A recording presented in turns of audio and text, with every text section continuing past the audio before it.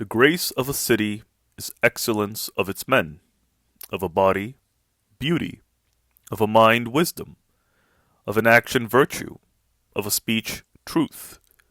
The opposites of these are a disgrace. A man, a woman, a speech, a deed, a city, and an action, if deserving praise, one should honor with praise, but to the undeserving one should attach blame. For it's an equal error and ignorance to blame the praiseworthy and to praise the blameworthy. The man who says rightly what ought to be said should also refute those who blame Helen, a woman about whom both the belief of those who have listened to poets and the messages of her name, which has become a reminder of the calamities, have been in unison and unanimity. I wish, by adding some reasoning to my speech, to free the slandered woman from the accusation, and to demonstrate that those who blame her are lying, and both to show what is true and to put a stop to their ignorance. That the woman who is the subject of this speech was preeminent among preeminent men and women by birth and descent is not obscure to even a few. It is clear that her mother was Leda, and her actual father was a god, and her reputed father a mortal, Tyndareus and Zeus, of whom the one was believed to be because he was, and the other was reputed to be because he said he was, and the one was the best of men, and the other the master of all. Born of such parents, she had godlike beauty, which she acquired and had openly. In very many she created very strong amorous desires.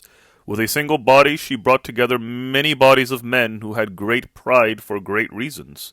Some of them had great amounts of wealth, others fame of ancient nobility, others vigor of personal strength, others power of acquired wisdom, and they all came because of a love which wished to conquer, and a wish for honor which was unconquered.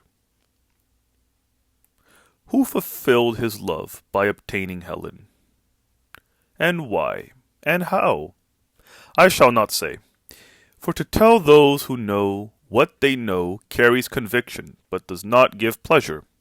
Passing over now in my speech that former time, I shall proceed to the beginning of my intended speech, and I shall propound the causes which made it reasonable for Helen's departure to Troy to occur. Either it was because of the wishes of chance, and the purposes of the gods, and the decrees of necessity that she did what she did, or because she was seized by force, or persuaded by speeches, or captivated by love. Now, if it was because of the first, the accuser deserves to be accused, for it is impossible to hinder a god's predetermination by human preconsideration. It is not natural for the stronger to be hindered by the weaker, but for the weaker to be governed and guided by the stronger, and for the stronger to lead and the weaker to follow. A god is stronger than a human being, both in force and in wisdom and in other respects. So, if the responsibility is to be attributed to chance and God, Helen is to be released from the infamy.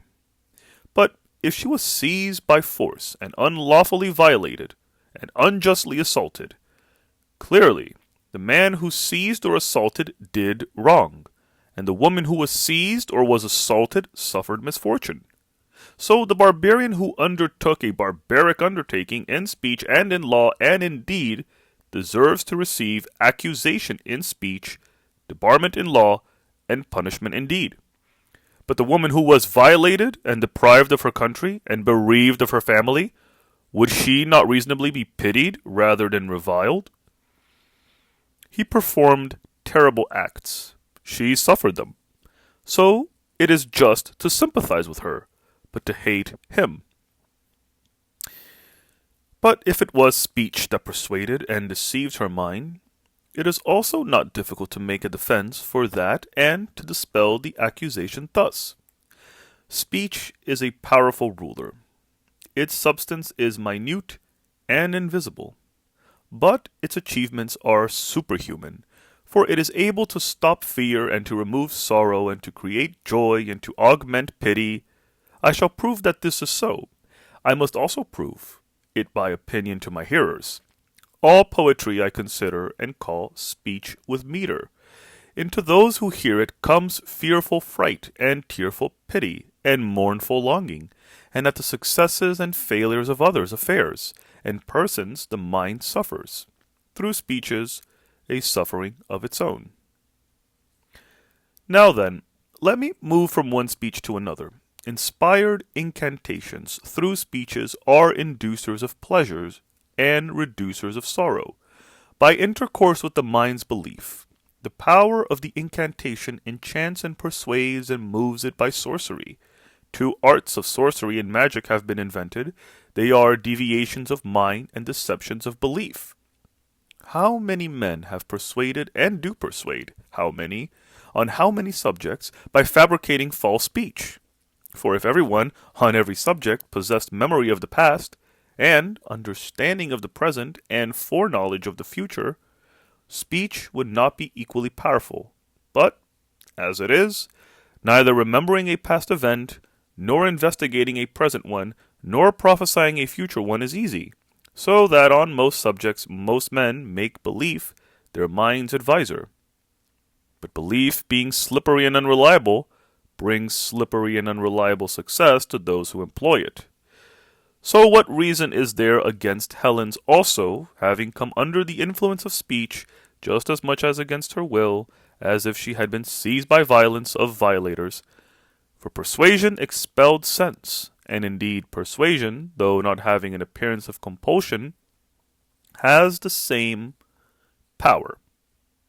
For speech, the persuader, the compelled mind, the persuaded, both to obey what was said and to approve what was done. So the persuader, because he compelled, is guilty, but the persuaded, because she was compelled by his speech, is wrongly reproached. To show that persuasion, when added to speech, also molds the mind in the way it wishes, one should note first the speeches of astronomers, who, substituting belief for belief, demolishing one and establishing another, make the incredible and obscure become clear to the eyes of belief. And secondly, compulsory contests conducted by means of speeches, in which a single speech pleases and persuades a large crowd, because written with skill, not spoken with truth, and, thirdly, conflicts of philosophical speeches, in which it is shown that quick-wittedness, too, makes the opinion which is based on belief changeable. The power of speech bears the same relation to the ordering of the mind as the ordering of drugs bears to the constitution of bodies. Just as different drugs expel different humors from the body, and some stop it from being ill, but others stop it from living, so too some speeches cause sorrow, some cause pleasure, some cause fear, some give the hearers confidence, some drug and bewitch the mind with an evil persuasion. That, if she was persuaded by speech, it was not a misdeed, but a mischance, as has been stated, and I shall examine the 4th cause in the 4th part of my speech. If it was love that brought all this about, she will, without difficulty, escape the accusation of the offence said to have been committed. Things that we see do not have the nature which we wish them to have, but the nature which each of them actually has. And by seeing them, the mind is molded in its character too. For instance, when the sight surveys hostile persons, and a hostile array of bronze and iron for hostile armament, offensive array of the one and the shield of the other, it is alarmed, and it alarms the mind, so that often people flee in panic when some danger is imminent, as if it were present.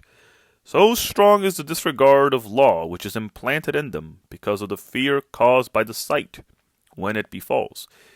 It makes them disregard both the honor which is awarded for obeying the law, and the benefit which accrues for doing right. And some people, before now, on seeing frightful things, have also lost their presence of mind at the present moment.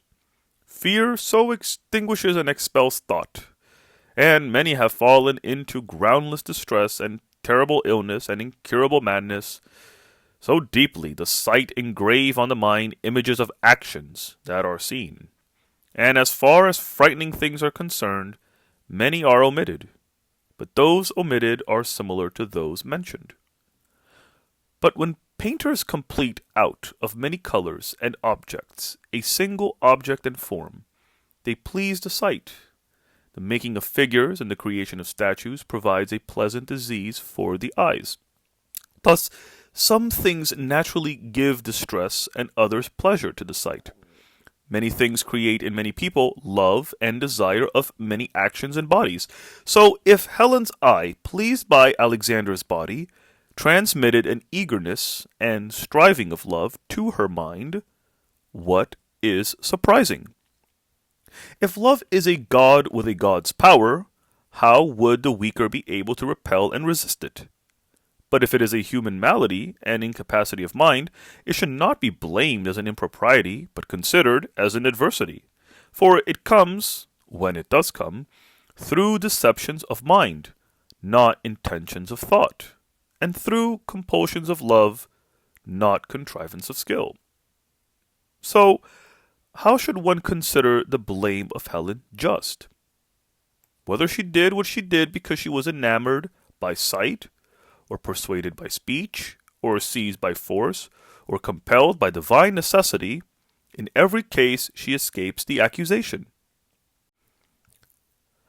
I have removed by my speech a woman's infamy.